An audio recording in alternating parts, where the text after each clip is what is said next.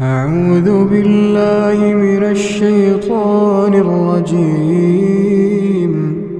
بسم الله الرحمن الرحيم.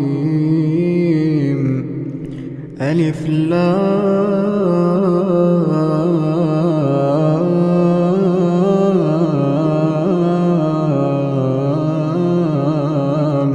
ميم. الله لا إله إلا هو الحي القيوم.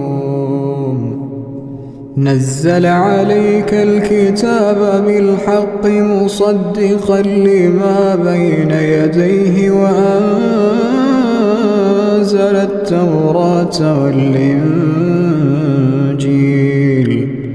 من قبل هدى للناس